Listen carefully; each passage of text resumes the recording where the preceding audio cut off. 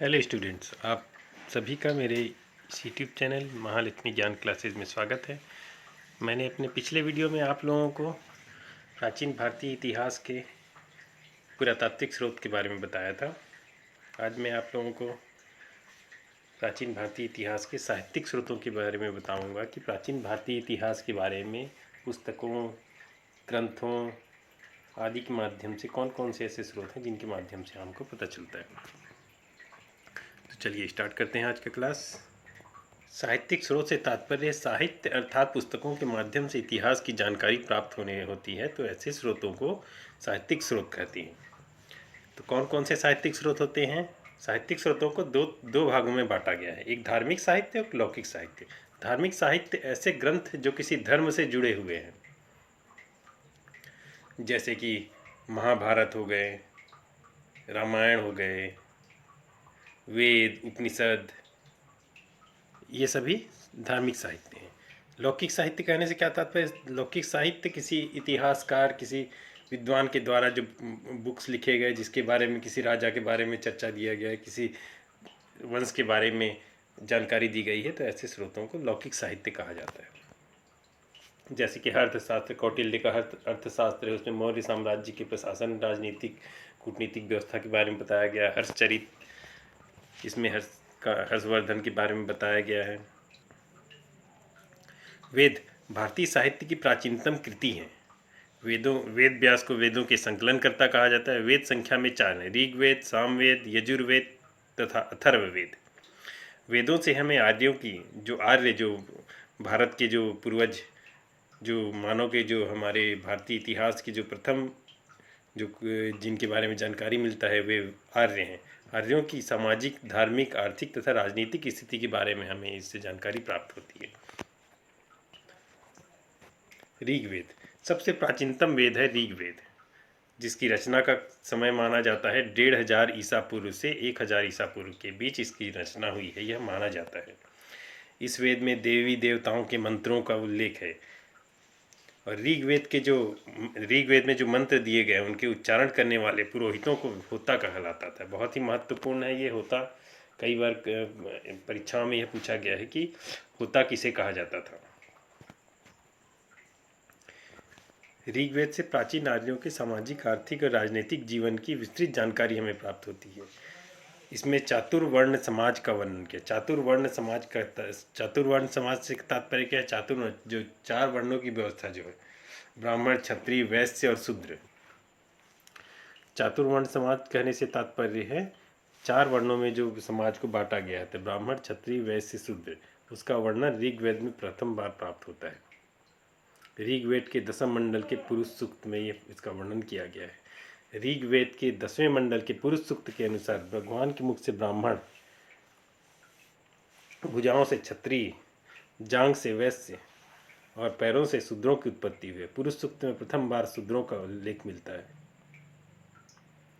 ऋग्वेद में 10 मंडल, 1028 सूक्त तथा 10,580 ऋचाएँ हैं। 10 मंडल कहने से तात्पर्य 10 अध्याय है। ऋग्वेद में टोटल 10 अध्याय हैं, जिसमें 1028 सूक्त दिए गए, सूक्तियाँ हैं। ऋग्वेद में ही वामन अवतार का उल्लेख किया है। भगवान का वामन अवतार जो कहा जाता है कि राजा बलि जब यज्ञ करते रहते हैं तो वामन अवतार लेके जाते हैं, 3 पग धरती मांगते हैं। इसका उल्लेख ऋग्वेद में ही किया गया है। पहला और 10वां मंडल सबसे नवीनतम मंडल है। दूसरा और 7वां मंडल सबसे प्राचीनतम है। गायत्री मंत्र का उल्लेख ऋग्वेद में मिलता है। जो गायत्री मंत्र का हम जो उच्चारण करते हैं वो गायत्री मंत्र ऋग्वेद में ही प्रथम बार उसका उल्लेख है। और ऋग्वेद में 10,000 से अधिक मंत्रों का संकलन है। इसी वेद में दासराग्य युद्ध का वर्णन किया गया है। बहुत ही महत्वपूर्ण युद्ध है दासराग्य युद्ध।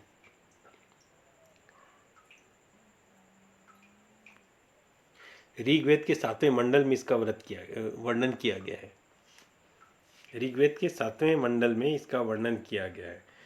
इसमें दो जन या दो कबीले थे, उनके मध्य युद्ध होता है। आर्य कबीलों के जो प्रमुख होते थे उनको जन कहा जाता था, आर्य कबीलों को। तो इसमें एक थे भरत जन जो तित्सु कबीले के थे, और एक पुरुजन।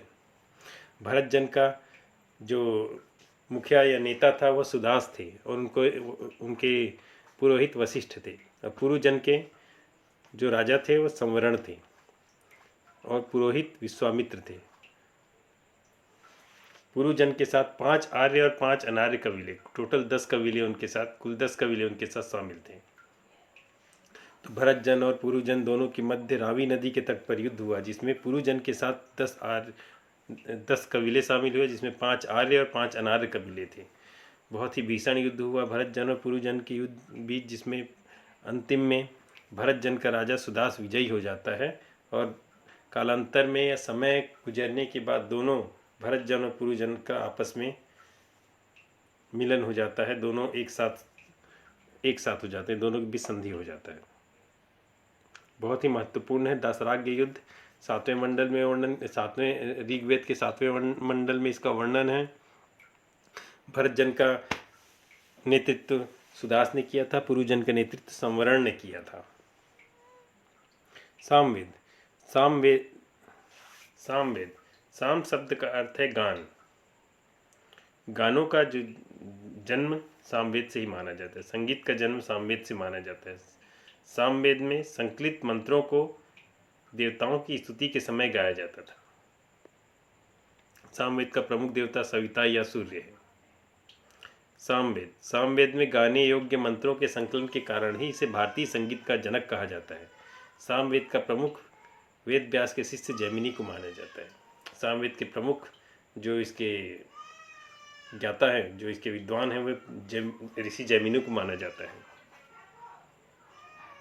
यजुर्वेद तृतीय वेद है यजुर्वेद। यजुर्वेद में यज्ञ के नियमों, यजुर्वेद से अर्थ ही यज्ञ से है। यजुर्वेद में यज्ञ के नियमों और विधि विधान का उल्लेख है। गद्य और पद्य दोनों में यह कर्म कांड प्रधान है। यज्ञ में पढ़ने जाने वाले गद्यात्मक मंत्रों को यजुस कहा जाता था, इसीलिए इसका नाम यजुर्वेद रखा गया है। जो यज्ञों में जो पढ़े जाते थे मंत्र, उनको यजुस कहा जाता था, इसीलिए इसका नाम यजुर्वेद है, इस वेद का नाम। यजुर्वेद के मंत्रों का उच्चारण अध्वर्य नाम का पुरोहित करता था। अथर्ववेद अथर्व ऋषि के द्वारा इसकी रचना की गई। इसके दूसरे दृष्टा आंगिरस ऋषि थे। प्रथम दृष्टा अथर्व ऋषि, दूसरे आंगिरस ऋषि थे। इसमें 731 सूक्त, 20 अध्याय और 6000 के लगभग मंत्र हैं। अथर्ववेद के बारे में बहुत ही महत्वपूर्ण है। जादू टोना अंधविश्वास आदि जो कालांतर में जो भी जादू टोना काला जादू आदि सभी का संकलन अथर्ववेद में है। इसी कारण इसे अनार्यों का वेद कहा जाता है। जादू टोना, धर्म, औषधि, रोग निवारण सभी का इसमें उल्लेख है। उपवेद कालांतर में सभी वेदों के उनका वर्णन करने के लिए, उनके पढ़ने के लिए एक उपवेद का जन्म हुआ, जो वेदों से निकले हुए शाखा रूपी ज्ञान ही है। तो ये भी बहुत महत्वपूर्ण है, सभी को याद रखना है कौन सा किसका वेद है। तो हम पढ़ते हैं वेद और उपवेद। ऋग्वेद का आयुर्वेद, यजुर्वेद का धनुर्वेद, अथर्ववेद का शिल्पवेद, सामवेद का गंधर्व वेद। कौन कौन से हैं? ऋग्वेद का आयुर्वेद, यजुर्वेद का धनुर्वेद, अथर्ववेद का शिल्पवेद, सामवेद का गंधर्ववेद। कई पुस्तकों में ऋग्वेद का शिल्पवेद या गंधर्ववेद भी मिलेगा, वो अलग अलग विद्वानों के अनुसार है, बट सबसे माना गया जो है यही है। वेदों के यही रूप को सबसे अधिक विद्वानों के द्वारा स्वीकार किया गया है। अन्य बुक्स में, अन्य पुस्तकों में और कुछ भी मिल सकता है आप लोगों को, बट ये सबसे माना हुआ है।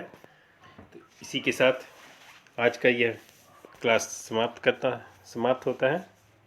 अगले वीडियो में मैं आप लोगों को भाग 2 प्राचीन भारतीय इतिहास के साहित्यिक स्रोत के भाग 2 में ब्राह्मण ग्रंथ, आरण्यक ग्रंथ, अन्य जो पुस्तकें हैं उनके जो धार्मिक साहित्य के जो अन्य भाग, अन्य जो पुस्तकें हैं, अन्य जो ग्रंथ हैं, अन्य जो स्रोत इसमें शामिल हैं, उनके बारे में बताऊंगा।